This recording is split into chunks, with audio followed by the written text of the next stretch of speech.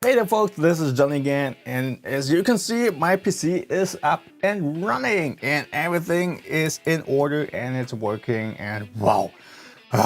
So, first of all, first experiences, the PC itself. It's a little bit louder than I would have hoped for and I would have wished and I would have expected coming from a company called Be Quiet.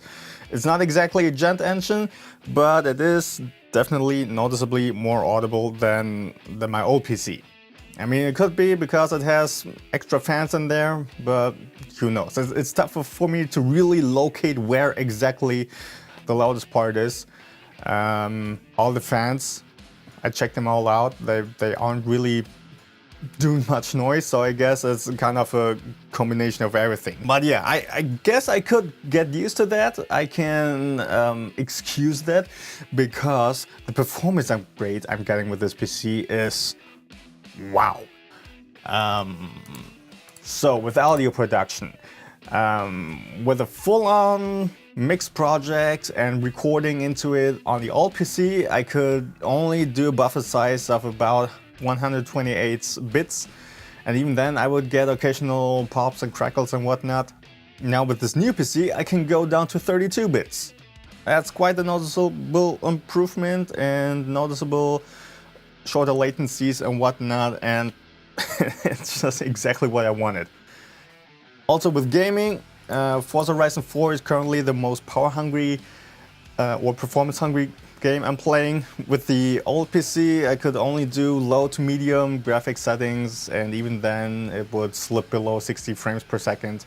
Now with the new PC, I can completely max everything out. And it's consistently making above 60 frames per second, so closer to 70 to 80 or even 80 at times. And that's pretty much exactly the upgrade I was looking for. And I'm quite happy with that. So I didn't make a video of me installing everything because who would want to watch me for hours installing programs and authorizing stuff? It's boring. I wouldn't do that, so I'm not gonna make that kind of video. The day I built a PC, in the evening I still installed Windows and essentials like the drivers, Firefox of course. And then the next day I went into installing all my programs and plugins and authorizing stuff, and that took like 5 hours, 6 hours. It was quite taxing. And that's pretty much it for this little video series. I hope you enjoyed it. I guess the main point you can get out of this is when you want to make an upgrade, first really figure out what it is that you actually do with your PC.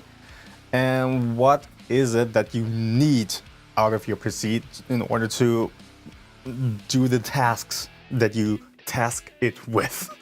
For example, I'm not doing a lot of multitasking, so I don't really need a whole bunch of cores.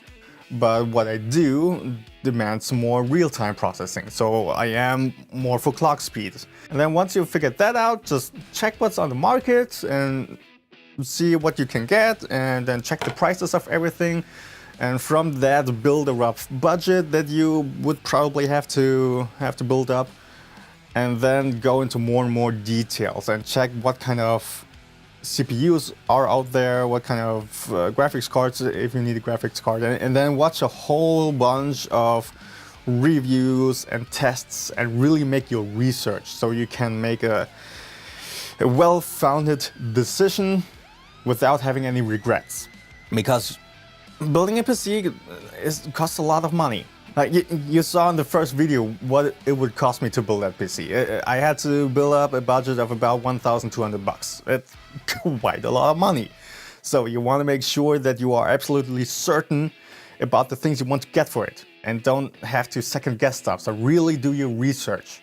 I, for my part, am very happy with this one.